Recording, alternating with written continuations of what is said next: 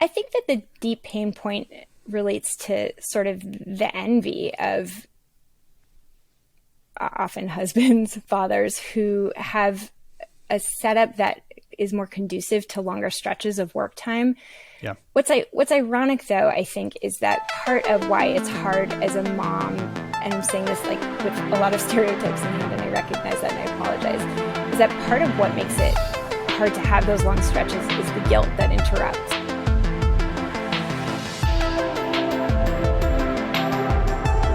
I'm Cal Newport, and this is Deep Questions, episode 221. If you're new to this program, it's where I answer questions from my audience about the struggle to work and live deeply in an increasingly distracted world. If you want to submit your own questions, there's a link right in the show description. I'm here at my Deep Work HQ. I'm joined by my producer, Jesse. Jesse, I got a couple pieces of administrative work to do here, a couple announcements to make, but I wanted to talk first about what's coming up in the show because I'm kind of excited about it. We have a guest. Nice. And we're going to actually integrate a guest into a fuller episode. We're trying something new here. So we have a deep dive coming up. After the deep dive, we have a guest, which I'll tell you about in a second. And then after the guest, there is a little bit more to do. We are going to talk about the guest and one extra issue that I wanted to bring up. So the guest we have today coming up a little bit later is Yael Schonbrun from Brown University. Yael is a assistant professor of psychology, and she has a new book out. I'm holding it up to the camera for those who are watching, called Work, Parent, Thrive.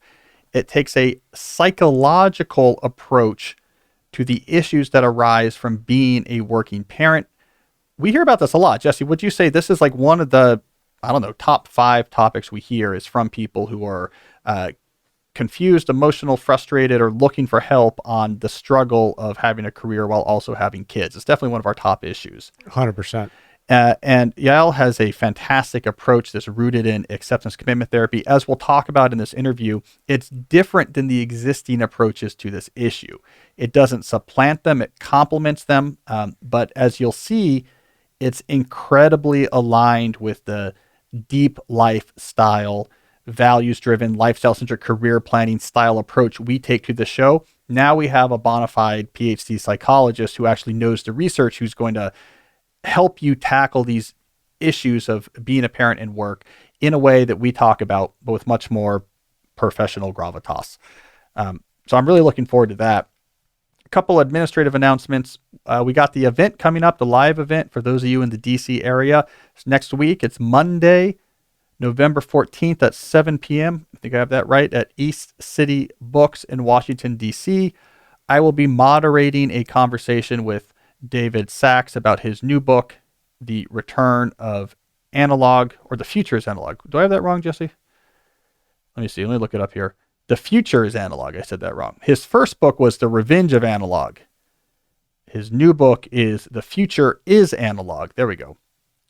David is really pleased with this promo right now. David, somebody has a book that's called Analog something. I don't know. Sometime in November, I'm going to talk about it somewhere, so whatever. David Sachs' new book is The Future is Analog. He is doing a bookstore appearance on November 14th at 7, in which I will be moderating a conversation with him. Jesse is going to come too. We're going to kind of treat it like a live episode of the Deep Questions podcast. I'd love to see you. The other administrative thing I want to point out is we've been doing interesting things with the YouTube page.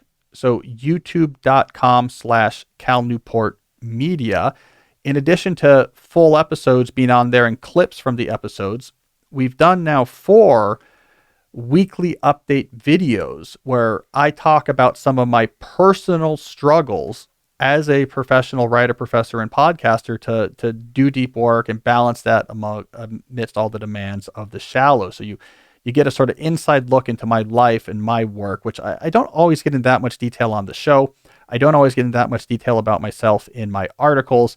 So if you're interested in my struggles and my strategies and how I try to make my life work, you should check out those videos over at youtube.com/Cal Newport Media. our discussion of the interview and one extra point that I wanted to bring up.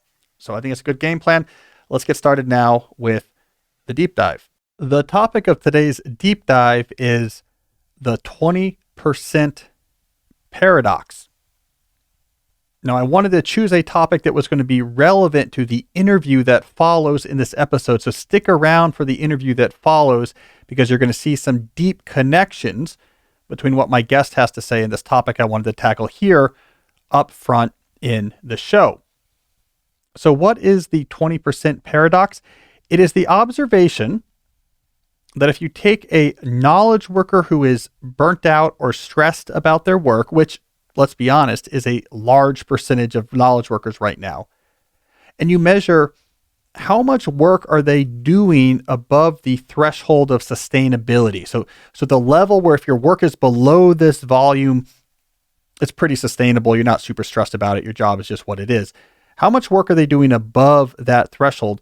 What you find consistently is that it's going to be somewhere around 20% too much work. Not 60%, not 200%, not 100%, but it's always right around 20%. Now, there are people who do, let's say, 100% too much work. So if we, just for the sake of round numbers, say 9 to 5, 5 days a week, if your work fits comfortably in there, that's pretty sustainable. We're used to that. We'll be okay with it. So it's possible. Some people work 100-hour weeks and they need all 100 hours to get things done. I know some people like that. That's very rare, right? Most people, it's about 20%. It's like me today. I'm a little stressed out today because I have probably 1 hour too much stuff on my schedule. If there was 1 hour worth of work removed, like an appointment removed from today from my schedule, then we would be okay. I'd have time to get everything done. I'd have some margin. The day would end at the normal time and I'd be okay. I don't have quite enough time. After I record today's episode, I'm running out the door. 20% too much. And this is what you find more or less when you study stressed out knowledge workers.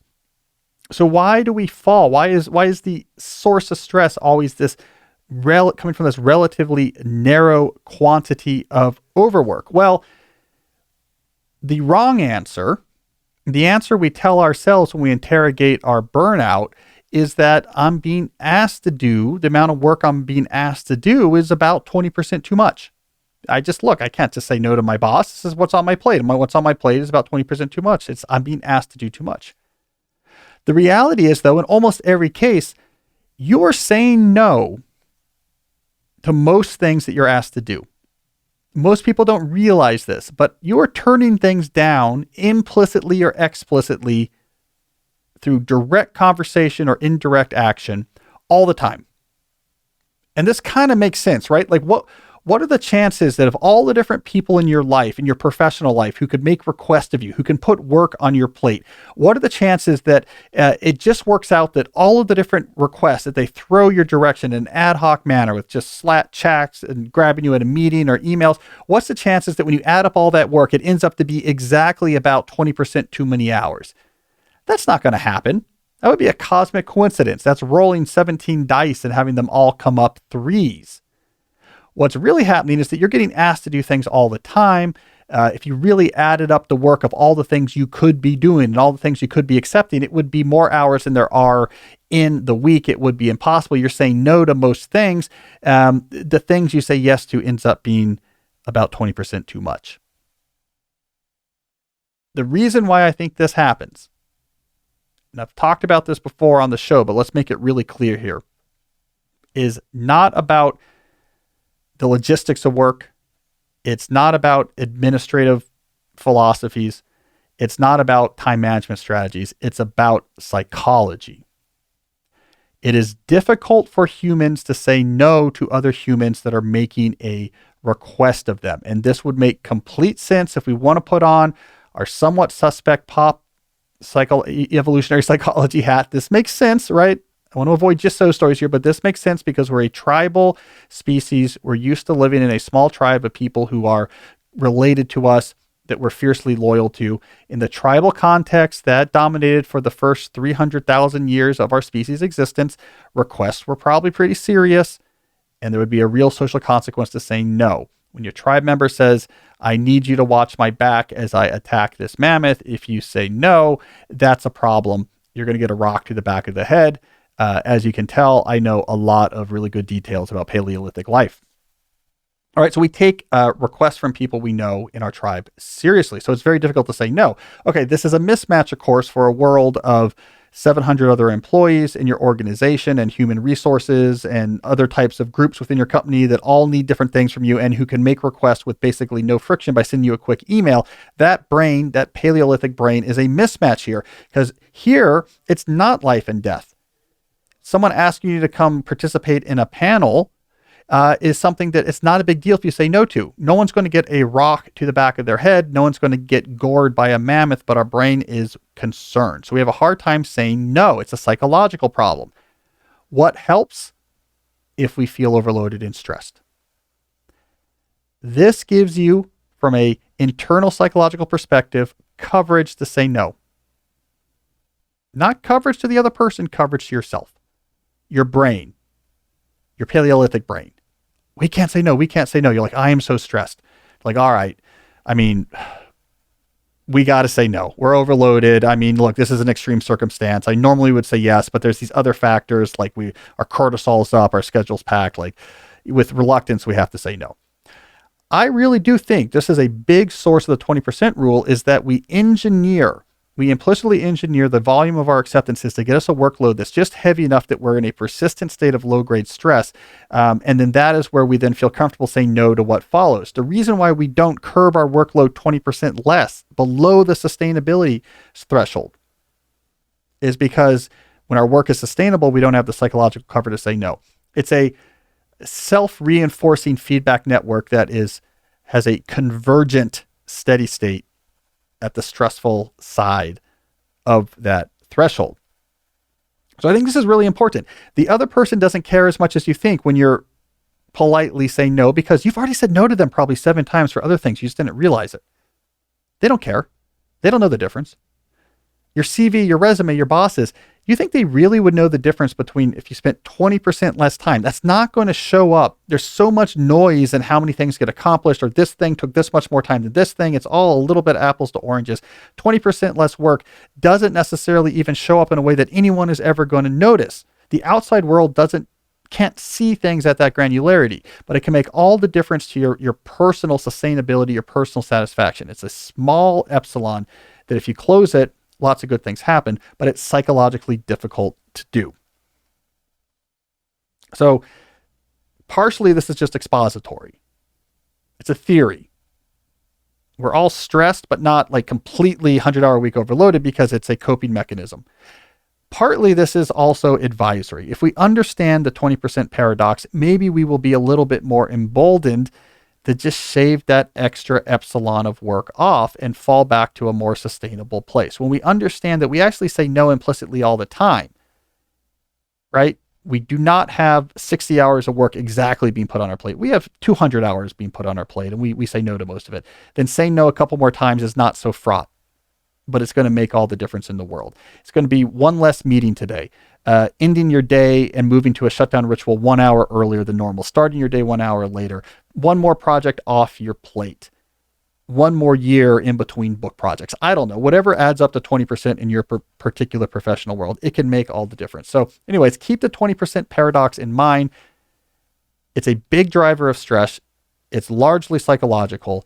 Psychological problems have internal solutions. So we have some hope here that we can make a difference. All right, now coming up next is our interview with Yael Schonbrun. Before we get there, let me first briefly mention a sponsor that makes this show possible, and that is our friends at Henson Shaving. Henson is the razor that I use. So here's the idea. If you haven't heard me talk about this before, it's a family-owned company whose specialty had been in aerospace parts manufacturing. So they manufactured precision parts for the aerospace industry, including the International Space Station and the Mars rover.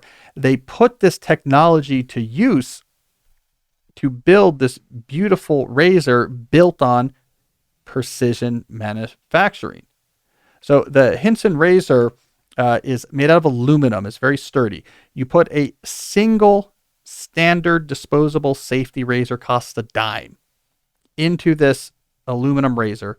You tighten it, and it is built so precisely that the metal razor blade extends just, and I'm looking up the number here, 0.0013 inches beyond the edge. That's less than the thickness of a human hair. So you have a very secure and stable blade with just enough blade exposed to actually do the shaving, but not so much blade exposed that you get the diving board effect, the vibration or bending of the blade that can cause the nicks, that can cause the discomfort and the irritation.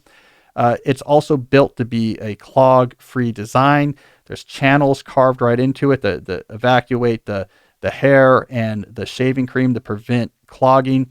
And so what you end up with is this beautiful thing. Use very cheap standard blades in it, but because it's so precisely made, you get a fantastic shave. And what that gives you, in addition to owning a cool object and getting a really good shave, is affordability. Because once you pay the upfront cost for this beautiful tool, all it needs to work are these 10-cent standard safety razor blades. I mean, you can get a 2-year supply for like $20 or something like this. So you end up actually spending a lot less money than if you instead are going to the pharmacy and buying the 3 packs of the plastic disposable razors, every month or something like this. So I use the Henson's razor. I like really good tools. This is a really good tool. So it's time to say no to subscriptions and yes to a razor that will last you a lifetime. Visit hensonshaving.com/Cal to pick the razor for you and use code CAL and you'll get 2 years worth of blades free with your razor. Just make sure to add them to your cart. That's 100 free blades when you head to hensonshaving.com/Cal and use the code CAL. I also want to talk about Amazon Pharmacy. When I need to go to the drugstore here in Tacoma Park, I always seem to wait until the last minute. I hope they will be open, but you know what? Sometimes if they are, that's even worse because we have the really long line of everyone who just got out of work and there's not enough pharmacists working there because there's a shortage of pharmacists and you're standing there for 20, 30 minutes just to find out, oh yeah, they're out of stock for the drug you're trying to get. This is why I love Amazon Pharmacy. Yes, it's the Amazon that you know and already use for everything else. Amazon Pharmacy delivers a better pharmacy experience that delivers directly to your door and works with most insurance plans. So you can save time, money, and stay healthy. You get the transparent pricing that you're used to from Amazon. This is exactly how much this is going to cost before you order it. Not like when you go to the pharmacy and say, I don't know. I hope this isn't that much. You don't know until they actually ring it up. If you're a Prime member, you can save up to 80% on your prescriptions. And again, Amazon Pharmacy works with most insurance plans. They also have real pharmacists available if you have questions. So you don't lose that ability to ask questions about your medication, but you don't have to wait at the door. You order it just like you would order your 7th or 8th copies of my books, because I assume you guys are doing that all the time. Just add on to that. Same way you do that ordering, you can now order your medication to come straight to your door. So Amazon Pharmacy is a pharmacy that works for your life with meds delivered to your door. It doesn't get any better than that. Switch to Amazon Pharmacy and save time, save money, and stay healthy. Learn more at amazon.com/deep. That's amazon.com/deep. Amazon.com/deep. Average savings based on usage and Inside RX data as compared to cash prices. Average savings for all generics are 78%, 37% for select brand medications. Restrictions apply. All right, those are our sponsors. Let's now get into our conversation with Yael Schonbrun. Yael, thank you for joining the Deep Questions podcast. If I understand correctly, we have you on your book launch date. So your new book, I'm holding it up here, Work, Parent, Thrive, that we'll be talking about, came out on the day we're recording this. So by the time you're hearing this podcast, it is widely available. So as I mentioned before, I hope this is a nice distraction from the internet pulling at your attention every 5 or 10 minutes. So we're appreciative to have you here. Yeah, well, I'm so grateful to be here. Thank you so much for having me on. Appreciate it. So our plan is I want to get into your book and the big approach and some of the nitty-gritty details. Later, time permitting, we're going to get your expert opinion on some relevant issues we talk about a lot here on the show. But we should start off by just getting people up to speed with who you are. So let me know what I'm missing here. Assistant professor, psychology at Brown University, also mother of 3 children. Mm-hmm. Okay, that's correct. And your book, Work, Parent, Thrive. Where did this come from? Well, it came from my own challenges as a working parent. I think, what most authors say is they write the book that they wished was available at some point in their life. And that was definitely the case for me. I, like many people, struggled a lot when I first became a working parent. And I really wanted something that was positive and that where I could use the resources that I already had to guide me through what felt really challenging. And most of what I found in the bookstore felt pretty negative, like, talking about the structures of society that weren't adequate, and policy and workplace and marital inequalities. And while all of that may be true, I sort of wanted something where I could actually, today start to create a better existence for myself. And so instead of relying on the bookstore, I started diving into the academic literature, as people like you and I do. And I found some really cool concepts. The first and most important one is this concept of work-family enrichment. So we usually talk about work-family conflict, but there's this other side where there's actually a lot of evidence. And most people, if they think about it, can actually identify some of these kinds of experiences for themselves. But work-family enrichment is this idea that our 2 roles help each other out. And then once I had that in mind, I started diving deeper into science of creativity, science of rest, stress research, relationship research. And I found all of this different evidence that really our roles can help each other out. And we're so focused on the conflict between them that we're really missing the ways that our roles work better together. And so I decided to write a book about that. And the result is what you're holding in your hands. Well, I mean, it's one of the things I love about this book is I think your approach on this issue of working parenthood is something new. And so maybe we'll step back and lay the foundation of what is new about this approach. Let me tell you my theory about books about work and parenthood, and then you can tell me if I have it right, and then we can see if this makes sense for your book. Because I get a lot of questions about this because we talk about work and productivity tonight. So many questions, so much emotion, curiosity, frustration, anger on this topic. It's a huge topic, especially with my audience, which is all sort of aging into parenthood right now. Let me know if this is right. Sort of before your book, it seemed like the spectrum of work parenting book was I call it the Laura Vanderkam to Bridget Schultz spectrum.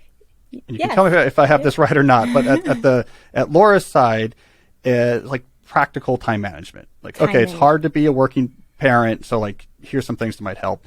Bridget's side is more, we need to emphasize the essential impossibility of this task as a way to motivate more systemic reforms. And there's kind of mutual suspicion. Like if you give concrete time management advice, you might undermine the message that this is hard enough to require systemic change. And on the other way around, well, if all we're focusing on is emphasizing how impossible this is and venting, people could be less stressed if they would ever. Your book seems to be, it's like triangulate. It's a different, it's not on the spectrum. It's doing its own thing because you're applying psychology. So you describe the book as taking an inside-out approach. So maybe we could get into that. So what is this approach? Because I think it's different than either of those 2 approaches.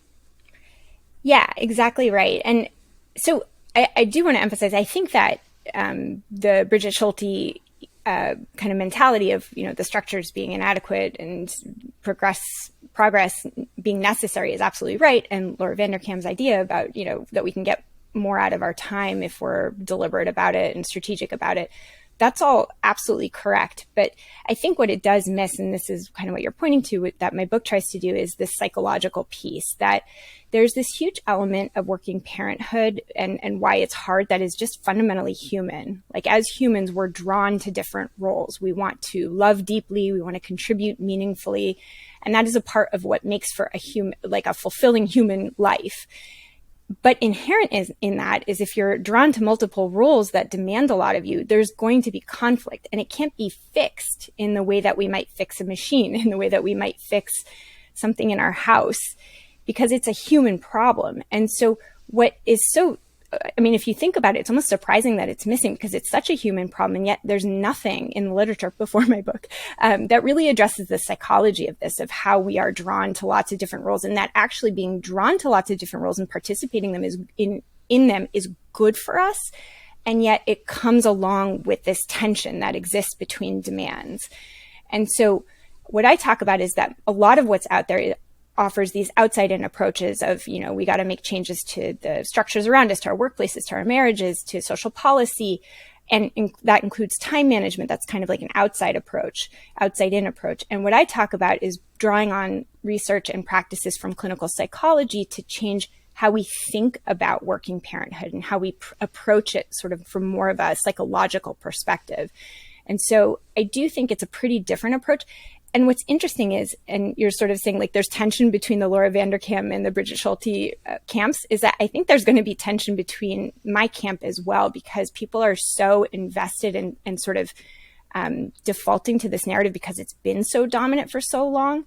And so I think it can be uncomfortable to think about this as a human problem because we so badly want this to be something that can be fixed. And I argue that it can't, not at least in the traditional way that we think about fixing problems. Yeah, and I'll tell you why. Part of why this resonated is I saw this reflection to early in my own writing career where I was writing student advice books, and my first books on student advice were very just purely tactical.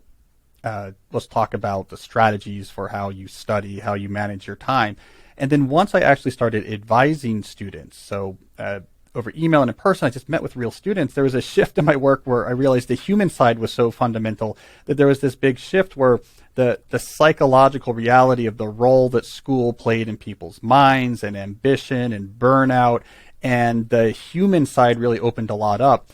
And so I'm already predisposed towards adding the human side so important. And I think that's why I like this. So let's go back then to you mentioned before, and this is early in your book, we think now as working parents that we have a parent role and a work role, and they're in conflict. And we just wish they could both be optimal, as if they're done in isolation, and we see it as a problem when one pulls from the other. You say psychology tells us something different. Multiple roles could be good. They can enrich each other. So walk us through that, because I think this gave me some optimism. Yeah, I mean, it's pretty cool when you think about it. So it's sort of, there's these two competing models, and one is the scarcity model, where like we have a finite amount of time and energy and attention.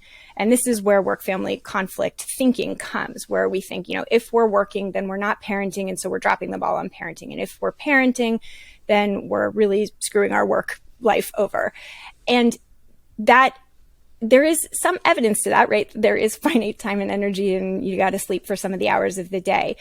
But there's this other theory called role accumulation. And the idea there is that each role can kind of feed each other. And I think about this in three distinct pathways. So we can think about the skill transfer. So we have multiple roles, but whenever we're in a given role, we're probably building a skill. So Cal, when you're on this podcast, you're thinking deeply, you're asking provocative questions, you're paying attention to technology. So you're building skill. And in some ways that feeds back to your parenting role. You can ask your kids deep questions. You can teach them about technology. When you're parenting, you're certainly building skills. You're building skills in empathy and perspective taking and being incredibly patient. And guess what? All of those skills tend to be really beneficial in the workspace. So that's skill transfer. Then there's the buffer effect. And this is the idea that when we have a stressor in one area of our life, it can sort of be buffered by positive experiences that we might have in another. So if you have a rough day at work, you get to go home and hug your kid. If your kid is going through a super rough developmental stage, you can go to work and have a positive experience of mastery. The final pathway is the additive effect. And that's the idea that happiness, in at least one definition that psychologists use, is built on a meaningful life. And the more roles we have, the more opportunities that we have to build meaning, to have a sense of purpose and contribution. And so in that way, having lots of roles, although they might, sort of take time that takes us away from the other role, can actually offer us opportunity to build more meaning, more purpose. And so in these various pathways, there's opportunity for the roles to kind of help each other and help us sort of grow bigger. So it's this kind of Taoist idea where like you have the yin and the yang pressing against each other, but actually if you sort of zoom out, the yin and the yang together are greater than the sum of their parts. And that's the idea of work-family enrichment. So we're stepping away from the scarcity model and into this accumulation enrichment model. And that's the mindset shift that I'm hoping to leave people with through the book. I mean, I love that mindset. It's like an implication of what you're saying, for example, is, when you're the working parent and you're frustrated that I have something taking my time away from work, I have to leave early to pick up my kid, you tell yourself a story that if I had no kids and I only had this job, I'd be doing so much better. Man, I'd really be killing at this job if I just had more time. But the counterfactual might not be that. Well, you would have more time, but there's these skill transfers you're missing. Also, would you really be happier? So, okay, if you could add an extra 2 hours a day, and maybe even there's like some promotions that happen faster if you had a more monolithic source of meaning in your life that's very unstable. I mean, this is an implication, I guess, right? Like the counterfactual, if I could just be a parent and do nothing else, or if I could just have a job and do nothing else, it's not so clear that that would be a better parenting experience or that would be a better professional experience. Right. And the other point, and I'll just kind of add on, is that the mindset that we take impacts how we engage. So if I think to myself, my work is so bad for my kids, then I'm going to be really sheepish and ashamed when I'm with my kids or when I tell them that I have to go, and they're going to pick up on those cues, and it's probably going to, I'll actually back up a little bit. There's this very interesting study on low wage earners in the early years of parenting.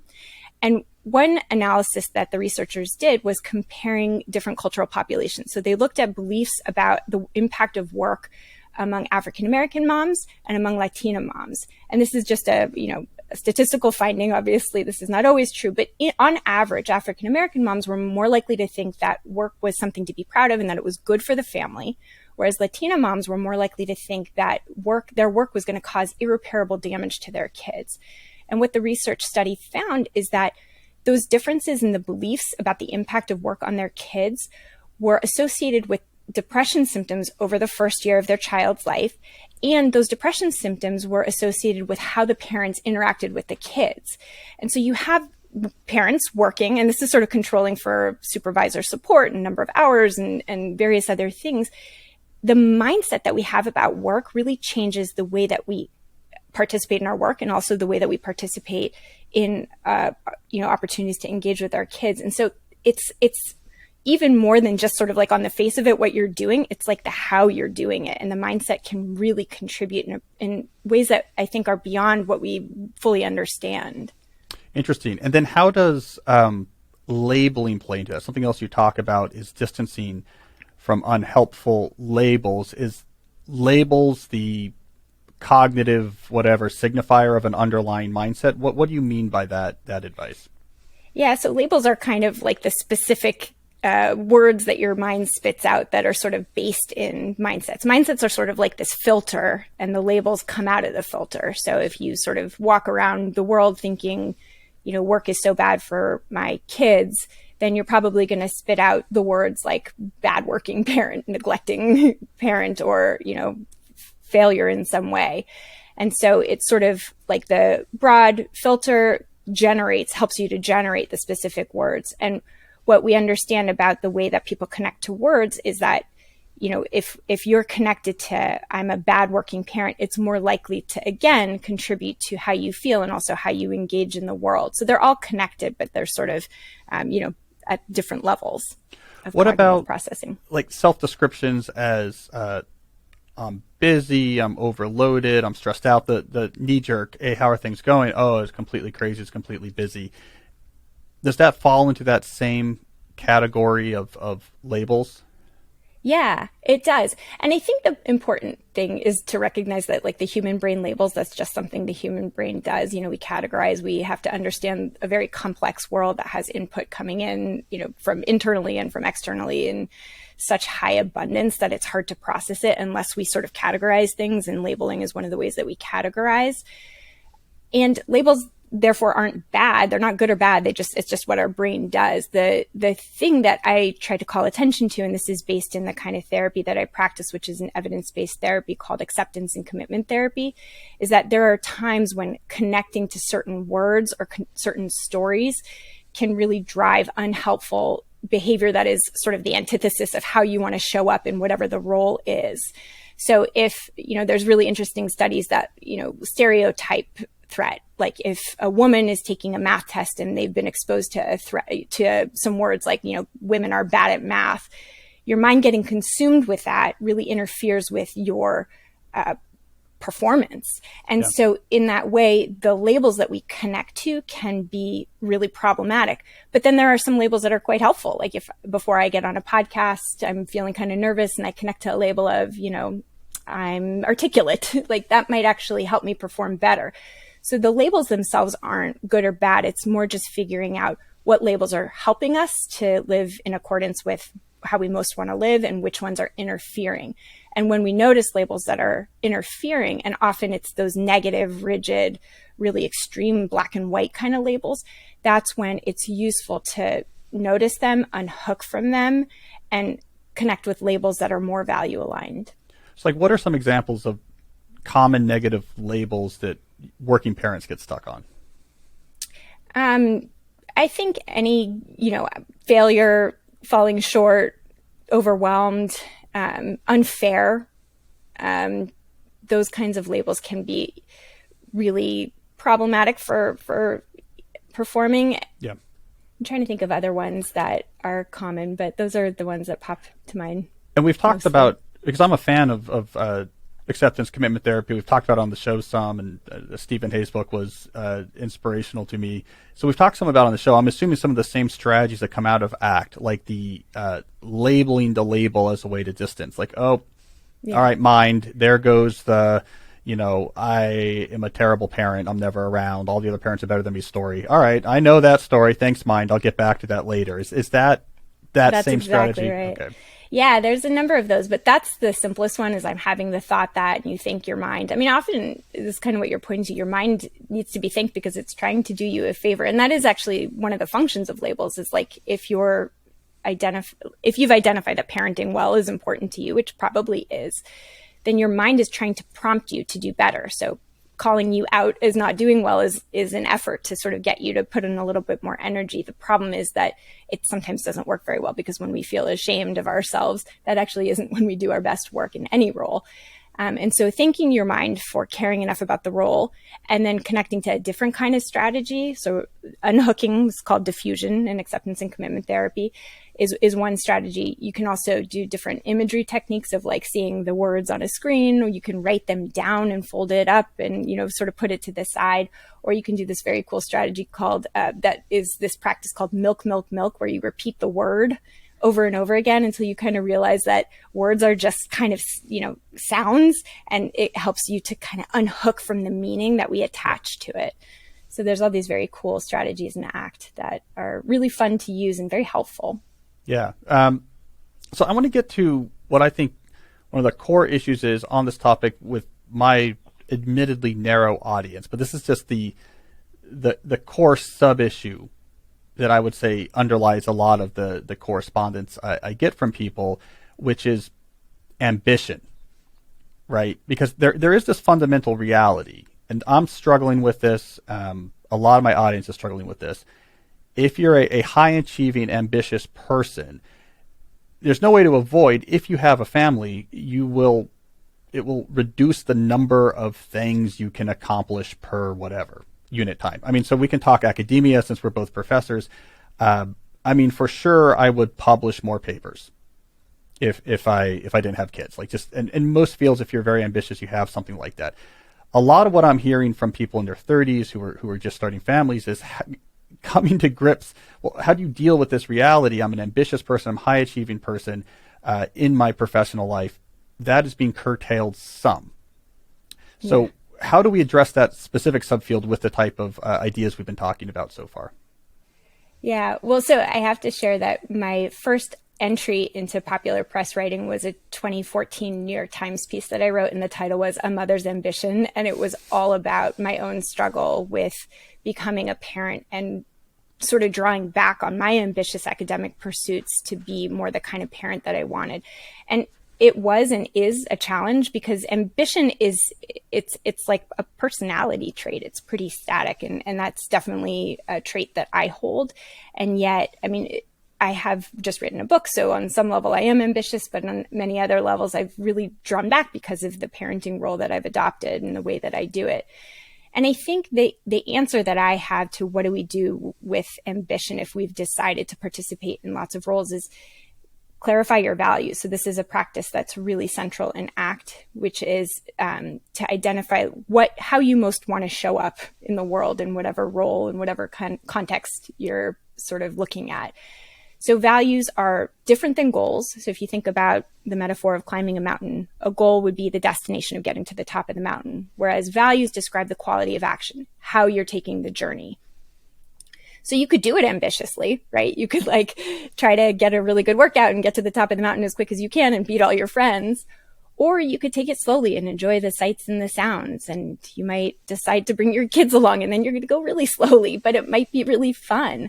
And then, if the weather changes, you got to shift your value and prioritize safety if there's a storm over getting to the top of the mountain. So values shift based on context, and you may still want to get to the top of the mountain, but decide to take the journey differently based on what's going on around you and inside of you. And I think, being able to do that values clarification work can be really helpful.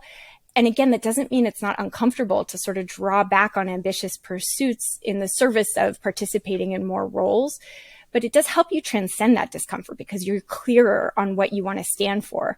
So for me, I have really slowed down my academic trajectory. I've been lapped many times over by colleagues who started at the same time as me and who I thought I'd, be moving along with. But because I've been really clear on what's important to me and what kind of a meaningful life I want to be living, I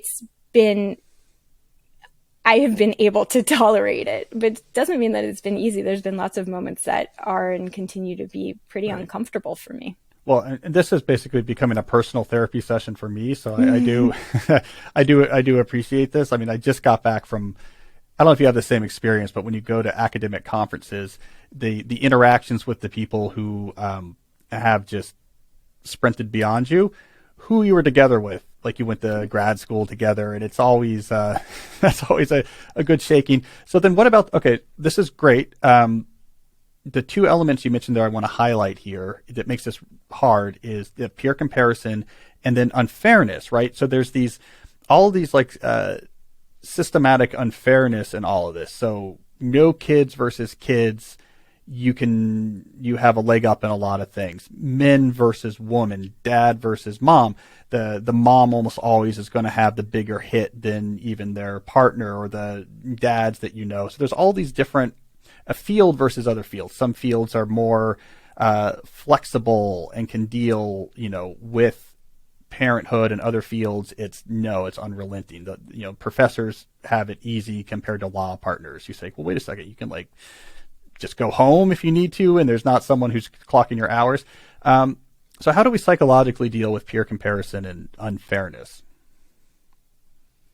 So, I mean, what I think peer comparison does is it triggers envy, jealousy, and I'm a psychologist, so I always think about the function of emotions. How are emotions serving us, right? Most emotions are wired in for self-protective purposes in some form or another, survival, reproduction, belonging to the group, protecting our kin.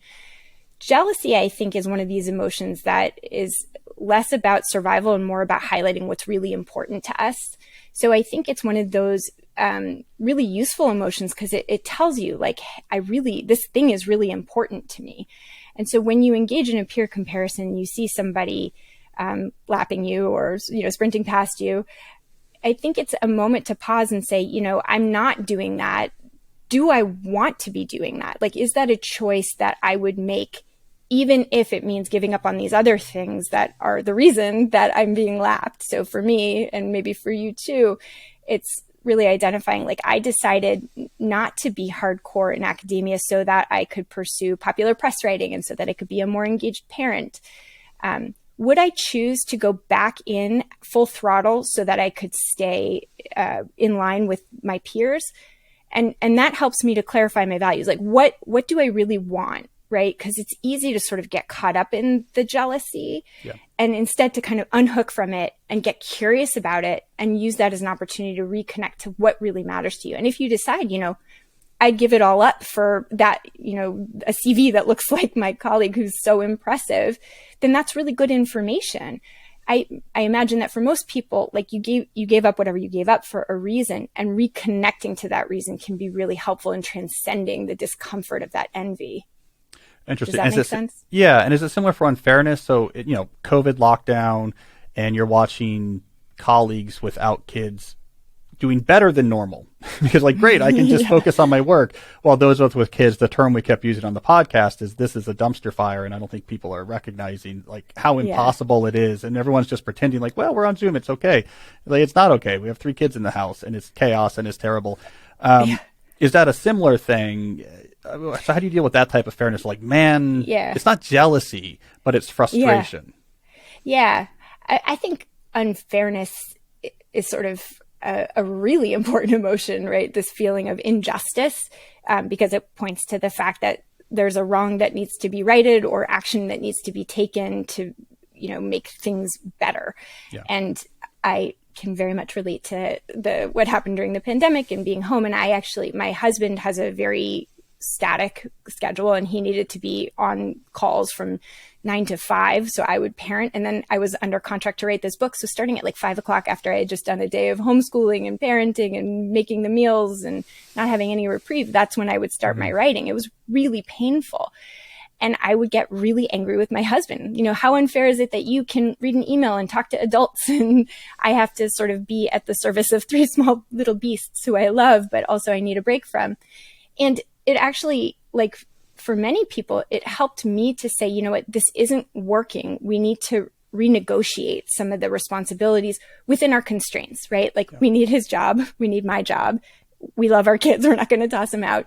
But within what is possible, we needed to renegotiate how we did things in our home. Sometimes that's not possible, right? Because there's these social policies and workplace rules, and, some marriages aren't as lovely as mine. I totally am privileged. But I do think that injustice points to, some action needs to be taken, or we need to find a different way to handle what is. And that's where, some of the tools, again, from psychology can be really helpful. If you can't make changes, can you change how you tolerate what is unjust, right? Can you sort of use it as a learning experience for you, or it's sort of make meaning out of your suffering, this idea from Viktor Frankl's wonderful book, Man's Search for Meaning. So there are different ways to tolerate it, even if you can't make changes, but often that sense of injustice or anger is a prompt to try to pursue some change. Right. That makes sense. There's a 2-pronged approach there. Yeah. Let that point you towards changes you can make. If it's within your own family, maybe it's, we need to renegotiate these roles, or renegotiate. I've heard this a lot. Renegotiate careers in the family. This notion of, is the default just going to be that you get to do your career without change, and I'm going to sort of make some changes, and maybe we both should, I know a lot of people who do this, maybe we should both make some changes in our careers to make this more. So there's the prompt for change, or within a workplace, the way we have this set up is that these guys over here get all these advantages that aren't really serving the company. It's just arbitrary. Can we change something about how we do this? And then for the unfairness that's never going to go away, or what's residual, then we have, working on how we react to it too. And then it kind of overlaps some of what we're talking about with jealousy. It's and there's also going to be some stuff that's just annoying and we can't change. Yeah. Don't let it consume, because we have our values. We know what we're doing. Exactly. Yeah. Interesting. So let's make this concrete. Let's say we have a assistant professor, my scenario is probably similar to yours. I started having kids after my first year as a professor. So it was sort of early on. If we're putting all this advice into practice, one thing you might say to that professor is figure out your values as a parent in academia, figure out a vision for your life and career that's very meaningful and is tractable and serves those roles, and then pursue that. And it might be like, I love being an academic. I want to do important work on this topic. And I want to be a parent and I want to be around my kids during this age. And there might be a very tractable way to do that, but maybe tenure comes a little later. Maybe it's less awards as some of the hard charging peers. But in the end, if I'm getting you correct, what does it matter? You were doing really important academic work. You could be a professor. You could be a parent. Like you could, it's in the end, you're able to hit your values. You have a lot of ways to get there. And that's somehow separate from, have I maximized some sort of utility function? Have I maximized the number of papers? Am I the best, in my group? That these sort of superlatives don't really have as big a role to play as a value-driven vision that is tractable to pursue. Right. And I think, in essence, what you're doing there is you're separating out the outcome from the process. And that is what values work helps you to do too. So we can have sort of outcome goals, like I hope to have X number of papers, or to have achieved full professor by whatever age, or to have my kids launched in a certain way. Those are sort of like end goals that we want to get to. And those are important to have because they kind of give us a direction to move in. But even more important, I would argue, is the process, is like how we get there. So if what it takes to get to a CV, as long as, you would ideally want, this sort of maximized outcome, requires you to never be around for your kids, is that a quality of action you want to embody over the next, 10 years while your kids are still in the house? And one way that I think is really useful to think about this is like thinking forward. This is like a perspective taking exercise. So think forward to 30 years. If you've gotten to somewhere in the realm of, what your goals are, I'm a full professor and doing well and happy, and my kids are doing well and very healthy. How would I like to look back on this phase of life? What would I be most proud of having done in this stretch? What would I regret having done in this stretch? And you can think about it as it relates to the balance of working parenthood, or the balance of whatever roles you participate in, because it helps to sort of unhook from like what sort of emotions are driving you to say like, oh my God, but what if I pass this up, by taking that future perspective of yourself. Now, of course, you still want to get to that future perspective, so that future position that feels desirable. So you do have to consider opportunity costs, right? Like if you're doing one thing in a given moment, you're probably not doing the other. Or if you're doing both, you're not doing either well. So there are opportunity costs to consider. And again, this is where values come in handy, because you can sort of decide, in what way do I want to participate in work, so that I can also participate in parenting. What would that look like? How would I describe the quality of action? So whenever I mention values on this show, which I usually do in an ACT context, people always ask, okay, but how do I articulate those? So what's the guidepost we have for if I'm sitting down, I'm a frustrated working parent, I want to kind of start from scratch with your approach. How do you approach values? Like, what does that mean? Do you break it down by areas of your life? Is it vision-based? Walk us through that. Yeah, so it is based on specific domains of life. There's some exercises that I can share. That one is called the bullseye exercise. If you do a Google search, you can find it. One is called the eulogy exercise, and they help you to sort of like narrow in, like, on your work life, or on your family life, or on your leisure, or on your spirituality, and you sort of think about what are the qualities that you embody moment to moment. You can get even more specific. So I do a lot of couples therapy, and the values exercise that I have actually breaks relationships down into 10 different domains. So like, 10. How do you fight? How do you manage finance? How do you manage your intimate life? How do you manage co-parenting? How do you manage in-laws? Things like that. And so in each of those more specific domains, you think about, what are sort of like the high level ways that feel important to show up moment to moment. So for example, we all fight with our partners, right? If a couple doesn't fight, they probably don't have a lot of intimacy. The goal is not to avoid fighting. The goal is to fight in ways that are value aligned. So for example, respectfully, or productively, or with curiosity. So it's sort of like quality of action. Do you think about like adverbs that describe how you do something? But there also needs to be a lot of nuance as you identify values, because, for example, you might say, in my friendships, I just want to be kind. It's so important to be kind. But what if a friend is taking advantage of you? So you kind of want to build in some qualifiers. So, kind in when I'm in a relationship where somebody is being respectful of what matters to me.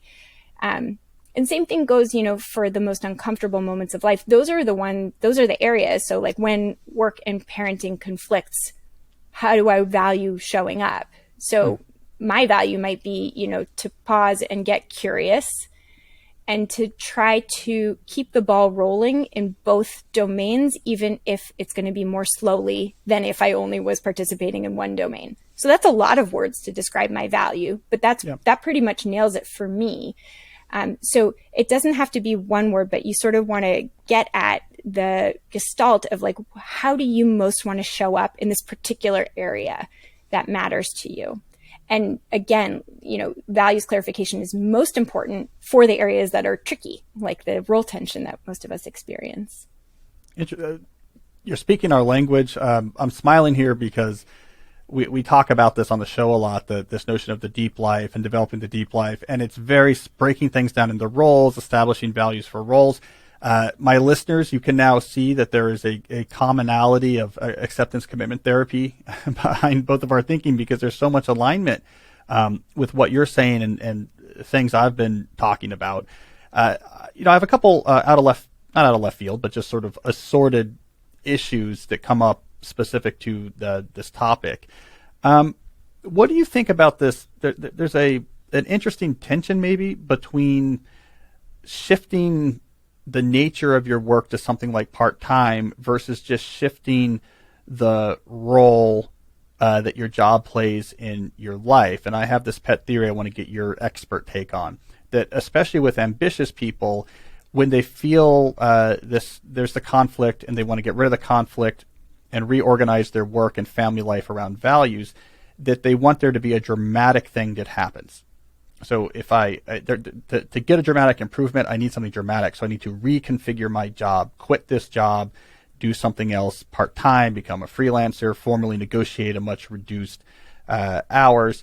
Whereas in a lot of cases, probably the right thing, you could just internally reconfigure your engagement with that job in a way that is completely satisfactory with the employer. Maybe there's a psychological impact, like, well, I'm in the same job, I'm not doing as well as my peers. Have you thought about this at all, or what's your thoughts on this tension between the dramatic transformation of your job versus transforming the role your existing job plays in your life when you're going through this type of thinking? It's an interesting question. And I mean, what I think is actually interesting is I went through a pretty dramatic shift when I became a parent, where I went pretty part-time. And one thing that I just want to point out is it did not eliminate the conflict, right? Because now I was an ambitious person who was working part-time, and that was deeply uncomfortable. So I think one thing that you're pointing to is a lot of the time, these dramatic changes that we might pursue in order to eliminate the conflict doesn't actually eliminate the conflict. Because again, that's an outside solution for an inside problem, mismatch. When we apply an outside solution to an inside problem, we tend to make the initial problem worse. I mean, that's one of the main tenets of acceptance and commitment therapy, is that, that which we resist persists and grows stronger, at least from a psychological perspective. So trying to solve internal problems with those kinds of solutions tends to make the problem worse, not better. Right. I mean, what this makes me think, by the way, is sometimes dramatic changes are actually the best thing to do, but you need to do the inside out work first. And that, I would assume, would make it way clearer. If there's some sort of big change that you want to make in your working situation, you would be doing that from a foundation of great internal clarity. If you've already clarified your values, changed your psychology, really understand work and other things in your life, and how, if you've done all that work, I assume you can probably be much more accurate and strategic and effective in making changes. Like, then you really realize, I got to quit this job. Like, this is never going to work for me, or, this job's fine, I just need to change this. But without the inside out work, sometimes it feels like, from the listeners I hear from, they are, before they do that work, are just trying to shake up the Rubik's Cube or whatever. That's not a good metaphor, but you know what I mean? Like, I just want to do something dramatic. Yeah. Because I feel like there's dramatic issues, and that can go really awry if you're not coming from a foundation of, I know exactly why I'm doing this. Yeah. And sometimes, I mean, you're kind of pointing to this, but sometimes shaking things up can give you greater clarity. And maybe part of the clarity is, I was trying to solve this thing that I'm unhappy with from the outside. And actually what I really need is to reset what I'm thinking and feeling and what my expectations might be. So that whatever changes on the outside actually have the kind of impact that I'm looking for. Again, though, I just want to make clear, like, it isn't likely that we're going to get rid of the conflict, especially if you're an ambitious person, especially if you want to participate in multiple roles. So being clear that whatever change you make probably isn't going to undo that, but that, you know, your goal is to sort of create a life where you can have more satisfaction. So there are outside in changes that are going to be helpful. And if you sort of in tandem do this inside out work, it tends to be much more effective. And from, you know, the example that I was sharing of my own history, you know, I made this dramatic change to my professional life, was still deeply unhappy because now I was home more with my kids who I adore, but also feeling so unsatisfied with how I was progressing in my work life. And it required me to really think through, how did I want to proceed in my work life? And that was work that actually really was helpful. I still am not as involved in academic work as I was when I first became a parent, but I feel good about it, like, because I did the values clarification work and sort of am constantly reconnecting to, you know, what matters and how do I want to show up given that these are the choices that I've made. So it's a little bit like you have to make the right choices, and then you have to make the choices right for you. I mean, that's sort of, we have to do both sides, right? Not every situation is going to work, but lots of situations can work if we make them work for us. Oh, excellent. So yeah, if you've made the choice with a clear value-based reason, there will still be hardship. It's not going to eliminate hardship. It's not going to eliminate tensions, but you'll be much better able to get through these hard moments and difficulties because you know why you did it. So it's not about eliminating hardship. Oh, everything's fine now, and I'm just happy and feel really good. It's about you're in a position where when these various hardships come, you are resilient. You say, yeah, this is hard. This has been a hard 6 months. But I knew this when I signed up for this setup, and I believe in why I did it. And so I'll get through this, or it's not going to be existentially destabilizing. Exactly. I mean, they've done randomized control trials of acceptance and commitment therapy for things like addiction. And, you know, when you are clear on your values, it doesn't mean that you don't have an urge to use, but it means that you're better able to transcend that discomfort because you're connecting to a value of taking care of your health and getting clean and being a good partner to your partner and being a good parent to your children. And again, you know, it's still deeply uncomfortable, but by using your values as a guide rather than your emotions or even your thoughts, you're better able to stay the course and transcend those discomforts that you can't avoid. So I'm going to get your take on, you can be a proxy for my audience here, on a complaint I get a lot that I feel that I don't fully understand it, though I'm very empathetic to it. So I'm going to ask you to sort of, on behalf of half of my audience, maybe unpack what's going on here. So I talked about this on the show, but I get this complaint a lot about the concept of deep work in particular. And it's typically from working moms, and it's typically either the form of the complaint is either, how can you do deep work if you're a parent? Or, easy for you to say, but like deep work is only possible if you have a partner doing all the labor, right? And there's a lot of like emotion behind these complaints. And so at first, in my typical sort of guy technical mindset, I was, well, logically speaking, I do not understand these complaints. Deep work is just talking about in the hours that you're normally working already, regardless of your situation, just allocating the email checks and the minimizing context shifts and making optimal use of cognitive. It says nothing about how much you should be working or whatever. But I quickly learned, no, there's something much more deeper and emotional and true going on here. So I'm going to put you can help me proxy for this. Yeah. I mean, but so maybe educate me a little bit on where's the pain point, because I want to understand well when there's a real sort of visceral pushback to the idea of deep work from the context of being a working parent, in particular working mom. Yeah. I think that the deep pain point relates to sort of the envy of often husbands, fathers who have a setup that is more conducive to longer stretches of work time. Yeah. What's ironic though, I think, is that part of why it's hard as a mom, and I'm saying this like with a lot of stereotypes in hand, and I recognize that and I apologize, is that part of what makes it hard to have those long stretches is the guilt that interrupts, right? Like I could put my children in much more childcare and my husband would be fine with it, but I feel really uncomfortable about it. And I certainly felt desperately uncomfortable about it when my children were infants.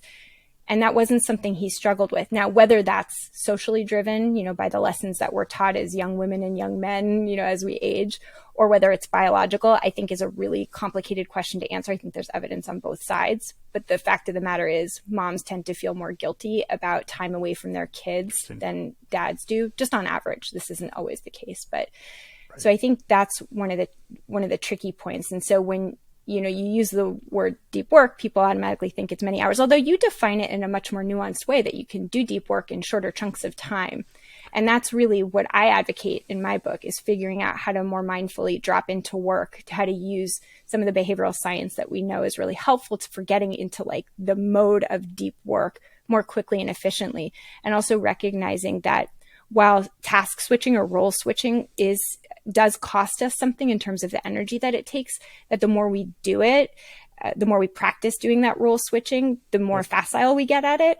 But also, so it's a both and. Also, we don't want to do it too much because then we really do end up with what Bridget Schulte calls confetti time confetti, I think it's the term. So it's complicated. It is emotional, and it can feel like an injustice. Like, why do I feel so guilty when you can sort of be free to go to work? And I think that is the part that I'll at least just speak for myself, that I used to get very, very hung up on. Yeah. So that's really useful, actually. I mean, I really appreciate that. I mean, just to echo it back, but I think I understand what you're saying is, it's not about the physical act of deep work, which is just, I have an hour to work. Like, why don't I focus on one thing for the first 45 and then do the small things at the end instead of interleaving it? Like, anyone in whatever their situation is can change their ratio of deep to shallow work, but it's the reality, which I point out. So fair enough. Like, I make this point in my book that the more deep work you can do tends to be correlative to career success. So more deep work is better than less. Men have an easier time doing more deep work than women for reasons that have nothing to do with the actual ability to do the work. That is very frustrating. I mean, if someone said, okay, here's the thing, people from most states, get to work their jobs normally, but, people from Maryland have to call in to the department or whatever every hour or so. And there's all these other things that they put on citizens of Maryland as like taking up our time. I would be really frustrated. Like, look at all these people in Virginia. They're getting more done. They're not as interrupted. It's not fair just because I live in Maryland. So if I'm echoing that back right, that actually is very helpful. And I could imagine that being, I can empathize. I mean, I can kind of understand as best I can in my position. That kind of sucks. I think it does. The other thing to think about is, what do we reward in our society? And what we do reward tends to be, accolades and more lines in your CV and more money. And one of the gifts I think of working parenthood, and this is particularly true for mothers because they tend on average to be more involved in the parenting role, is that we tend on average to be stronger in the relational department, in the empathy department, in the perspective taking department, in the patience department. And those skills are really useful at work. They just tend not to be rewarded or acknowledged as being as important. And so I think that is another piece that can get under people's skin. And I think for very good reason. And I don't really know what to do about that other than to recognize that they have inherent value, even if they aren't acknowledged with a promotion or a pay raise, although I think that they should be. Concurrently to all of that, this inside-out psychological approach of figure out your values in all of your roles, build a vision of your life that tractably satisfies these values, be very careful from an ACT perspective about unhealthy mindsets or destructive labels. Look, you find the enrichment between conflicting roles, not just what's negative about it. And then be willing to ride out the ups and the downs, the oh my God, like me not publishing a paper during the pandemic year was very traumatic for me, right? Like, but being able to get through that because you're like, but I have this vision of my life and how academia fits in with my family. And that's actually a very sustainable approach. I mean, to me, that's very optimistic because I think that's very useful. I mean, there's a lot of people in my audience who that type of specifics that's in your book, I should say the name again, Work, Parent, Thrive, for everyone who is listening. That psychological approach I think is what people are missing. And as you say, it's not replacing the Schultz approach. It's not replacing the Vanderkam approach. It's adding a third point in that triangle. And we can abuse metaphors and say, yeah, we close in the shape now so that we have a region of solutions or something like that. But that is very optimistic to me. I think that's also very useful to me. And I definitely got things out of this I'm going to use to tune my approach. So, Yael, thank you for coming on the show. I think you've done a lot of us a lot of good today. Thank you so much for having me. It was so fun to chat with you. What an honor. All right. So remember, Work, Parent, Thrive, everyone. By the time you hear this interview, it's available everywhere. Go get your copy today. All right. So there we go. That was our interview with Yael Schonbrun. So, Jesse, I enjoyed that video. Interview, I should say. I want to talk with you about some observations I had, some takeaways. I also have a news item I want to briefly review that a listener sent in, and it seemed right up our alley, so I'm going to go over that real quick. But first, I want to briefly mention another sponsor that makes this show possible, and that is our friends at Policy Genius. This is a true story. Right before I came to the studio today, I had a meeting with our family's financial advisor. One of the things he told me is that we need more life insurance on me. We have some, but we need more. Because life insurance is important. Having enough is important. So even if you have a little benefit through your employer, you probably need a lot more. I could take that suggestion with complete calmness because I knew exactly how I'm going to get that insurance. I knew exactly what the process is going to be. I can just go to Policy Genius. Policy Genius was built to modernize the life insurance industry. Their technology makes it easy to compare life insurance quotes from top companies like AIG and Prudential in just a few clicks to find your lowest price. With Policy Genius, you can find life insurance policies that start at just $17 per month for $500,000 of coverage. They have licensed agents who can help you find options that offer coverage in as little as a week and avoid unnecessary medical exams. So this is why I like this site, is you don't have to think about it. You need insurance, go to Policy Genius. They will make it simple. So your loved ones deserve a financial safety net. You deserve a smarter way to find and buy it. Head to policygenius.com or click the link in the description to get your free life insurance quotes and see how much you could save. That's policygenius.com. Speaking of living a long life and maybe not needing that life insurance for a little while, let's talk about our other sponsor, which is My Body Tutor. This is a online coaching program started by my friend Adam Gilbert. It solves the biggest problem in health and fitness, which is lack of consistency. They do this by assigning you an online coach who comes up with a plan for what to eat, what exercise to do that's fit to exactly your life, your constraints, your goals, and then, and this is the magic of My Body Tutor, daily accountability. They have an easy-to-use app, easy-to-use website. You report what you did each day, what you ate, the exercise you did, any questions or concerns you have, and the coach responds to you every day. Good work. You need to work on this. Here's an answer to your question. You can adjust as needed. People have the information they need to eat healthier. They have the information they need to be in better shape. They lack the accountability that drives consistency. An online coach through My Body Tutor will give this to you at an affordable price. So if you're serious about getting fit, Adam is giving Deep Questions listeners $50 off their first month. All you have to do is mention this podcast when you join. So go to mybodytutor.com, mention Deep Questions when you sign up, and they will give you $50 off your first month. All right, so let's talk about this interview, Jesse. The thing I noticed, and I mentioned this in the intro to the interview too, but it's really in my head right now, was the similarities between Yael's advice for dealing with being a working parent and the way we talk about the deep life here. Mm-hmm. And it seemed really similar. It was, well, you break it down into areas. You get your values. You build a value-driven plan. You pursue that plan. You don't get caught up in comparisons or just arbitrary goals. You like, this is what I have a vision of my life that work fits in and my family fits in. And I'm going for that vision, and I'm going to stick to that vision. And I'm not going to get too caught up in, well, like, could have got a different promotion, or I could have spent more time. Is that sort of lifestyle centric, that vision driven approach to career, speaking our language? Well, I think she did a pretty good job explaining a couple things, especially when she was talking about like the outcome versus the process. Yeah.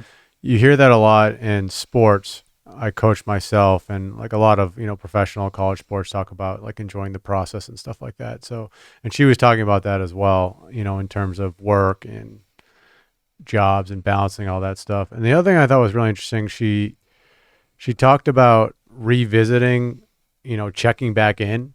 And I think what you say she was talking about dealing with the internal, like doing inside out work, you know, and then she was saying you need to check back in with like the internal, and that goes directly in line with what you're talking about with your values document.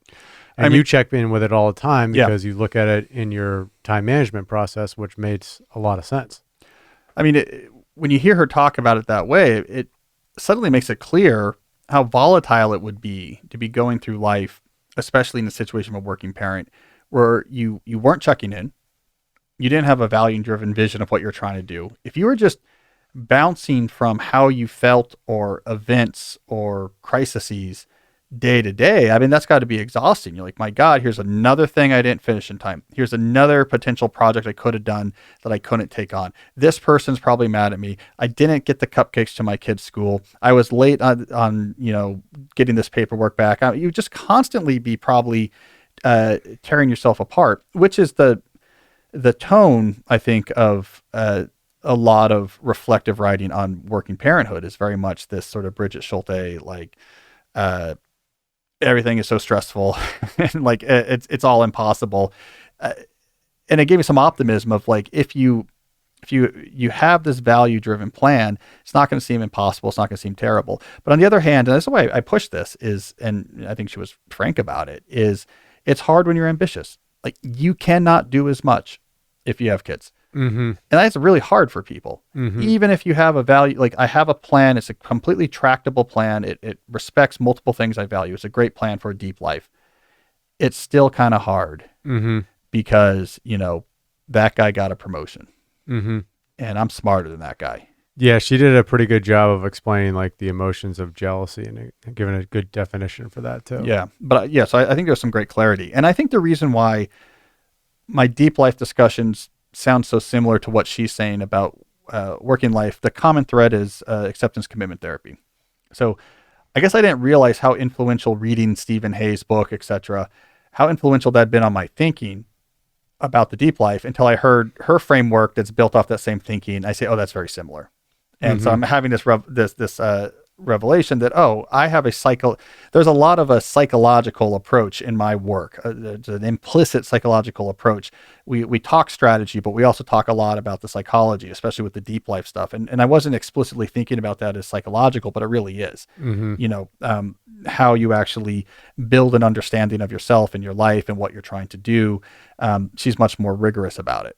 But it's interesting to know there's that psychological the psychological underpinning. I also thought it was interesting, her explanation for why people, when they write me and are like, easy for you to say, or how can you do deep work if you have a parent, if you have kids? And I was having such a hard time understanding it for so long because, again, I was so logical about it. The way she explains, like, that makes complete sense. Like the underlying thing is not, I have my kid with me at the office or something, and he's interrupting me when I'm trying to do deep work or something. And that always used to confuse me. I was like, well, when you work, you work. When you're at your office, you're at the office. Do more deep than shallow work. What does that have to do with? And the way she explained it, like, well, wait, no, it's especially for moms, you're being distracted by your kids and your families, even when you're not there with your kids and your families. Due to the guilt, right? The guilt. Yeah. Dudes don't have that as much. Yeah, It's like this is probably wiring stuff. We're like, I don't know, we're out there dragging back elk carcasses to the cave, and we like this is what we're supposed to be doing. We're wired in some way. We don't feel that guilt, so they're there even when they're not there. So that was a big confusion I had because I was like, are people working? This is pre-pandemic. Now this is a different situation. I was like, is everyone like working at home without childcare? Like this doesn't make sense. But no, the guilt follows you even when you're at the office, and then just the unequal distribution of household work. The women do more than the men, And even if you're not doing that while you're at the office, it takes away from the energy and ability to do that extra hour in the evening to I can put my email off until the night and get more deep work done at the office. And so I think that was useful. I get why people are emotional about the topic. Yeah, for sure. So that's good. So I'm glad we had her on. Yeah. She, just making that kind of comparison to sports. I have a couple buddies that coach in the NFL, and I always kind of ask them about, and they talk about how even professional athletes need to constantly be coached. Yeah. NFL coaches do that. And what she was saying, revisit your values. That's kind of coaching yourself, and you constantly need to coach yourself too, to stay grounded and true to your values. You got to keep coming back to that. You got to do it in partnership with your partner. That makes a big difference. You have to be on the same page. I've seen that not rip apart families, but it's definitely anecdotally a source of stress that some families I've come across, or they've sent me messages, is if you and your husband or your wife are doing your own thing, and the idea is you're each your independent fiefdom, your careers, each your own thing, and we're each just trying to we shouldn't interfere with each other, it's not fair, or something like that. It doesn't really work out as compared to we're on the same page trying to figure out how is our family going to make money? How are we going to find fulfillment? How are we going to find actualization? How does work fit into this bigger picture? And because otherwise you get to this weird sort of tit for tat situation of well, wait a second, how many hours did you spend versus me? Or now, if I'm going to spend 2 years doing this in my career, then it'll be year 2 years. This weird sort of accounting and resentment that happens. And that kind of comes out of this as well as an implication of what Yael was saying is you probably need to be building a common vision for your family, that work is going to be a big factor in, because it's going to be the source of income and one among several sources of personal satisfaction for both of you. So we got to figure out how work enters a bigger picture that you're trying to shape. But maybe this is a millennial thing. We've talked about this on the show before, where we were presented when we were young with the idea that work should be your passion and the main source of your meaning. When it's no, work first and we figure everything else out. Bad things seem to follow. Or if it's I've seen this a lot of times. This is a big opportunity. We got to just do this job wise, and we'll figure everything out later, even if it's basically devastating for the family, because there's this mindset of well, I'm not going to turn down a work opportunity. Yeah. She said when she, counsels couples, she has 10 different buckets that they go through. Yeah. Man, I was thinking about that. I was man, that's a lot. I know. We need a spreadsheet to keep track. Of topics. Yeah, we're gonna need a spreadsheet to keep track of it. But that's great. And so my one of my big takeaway messages came from this is I like to get these really practical, ideal takeaways. Is just thinking. A lot of it is comfort in if you're a professor. I have a plan that's going to get me tenure and have me do interesting work on things I think are important in a way that's sustainable with other things that are important to me in my life. If I have a plan to do that, I should be happy with it. Even if that tenure comes 3 years later than this person, even if you're an associate for a while, even if these other people are getting, more feted. And I'll talk about this in a later episode, but I'm realizing how much of my slow productivity philosophy is coming out of a reaction to entering this phase of parenthood for me, where my boys need so much time from me, way more than when they were younger. And slow productivity in some sense is a partially a tool for this type of situation. You're I actually have to temper my ambition some.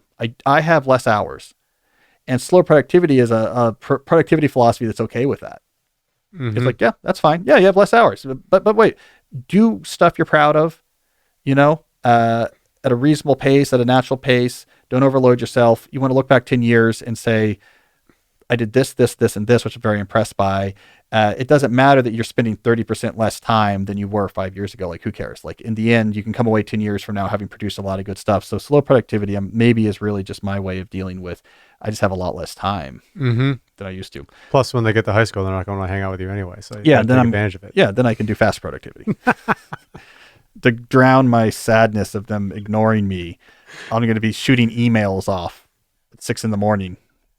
so that I can distract myself from my grief. All right, so I wanted to real briefly before we wrap up. A listener sent an article to the interesting@calnewport.com email address. I just want to talk about it briefly. It seemed timely. Elon Musk just took over Twitter.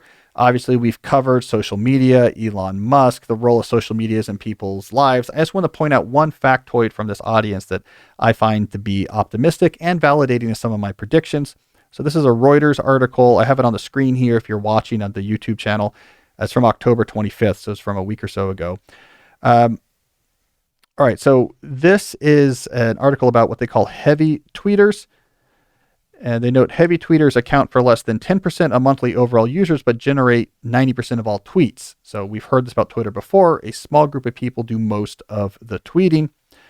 There's a report that leaked that showed that heavy tweeters are in absolute decline. So I think that's interesting. They here's just a slightly more extended definition of heavy tweeter. Someone who logs into Twitter 6 or 7 times a week and tweets about 3 to 4 times a week. So honestly, heavy tweeter here. It's not really that heavy, but still. And they're in absolute decline. And so they did a little bit of a deep dive and said part of it is that interest in world news, as well as liberal politics, showed spikes during major events, but the categories have since lost the highest number of heavy Twitter users and have shown no signs of recovery. So basically, I think this is positive. What we're finding is, people who were doing a lot of political tweeting, really had lots of takes on things that were going on, are leaving Twitter and aren't coming back. I think that's positive for Twitter, positive for our nation's mental health. If I have to guess what's going on there, it's, it rhymes with Brump. We had a certain president leave office who I think was a big generator of tweets from both sides. And I think the early pandemic generated a lot of tweeting as well about pandemic stuff and policy, and everyone was at home. And so with Trump out of office and people no longer up to their eyeballs in pandemic stuff because everything's open and they're going on with their lives, they're leaving this platform. It burnt them out. It hasn't been super positive for them. I think that's a really good sign. The other group of heavy users who are leaving are a group that is users who are interested in fashion or celebrities such as the Kardashian family. They're just going to other platforms that are more visually appealing. They're going to TikTok, they're going to Instagram. So I care less about that. But I think this is positive. That the very online people who are on there about political issues all the time, they're done. I think they're burnt out. Trump plus pandemic, they're like, okay, let's move on with life. The bars are open again. Let's go get a drink. Bad news for Twitter, sure, but who cares? That's the point I've been making again and again on the show. Twitter is being covered by the media as if it is at the core of our democracy, but that's mainly because media types use Twitter all the time. It's at the core of their lives. That's a narrow demographic. Most of the country doesn't care about Twitter. It's not that important. It's only important to reporters. I'm generalizing, of course. So, when I see these sort of shifts happening, heavy political Twitter users leaving Twitter, I think that's probably better for the mental health of the country, better for the mental health of social media users, better for the future of social media. So I file this under good news for most people, unless I guess your last name is Musk. So I don't know. Good news, right, Jesse? Less people using Twitter. They can do other things with their time. Twitter melts people's brains. No one's happy on Twitter. Read more books. Sounds good to me. All right. Well, also sounds good is wrapping up this episode. Thank you to Yael for coming on. And thank you for the listener who sent me this news article. We'll be back next week with another episode of the show. And until then, as always, stay deep.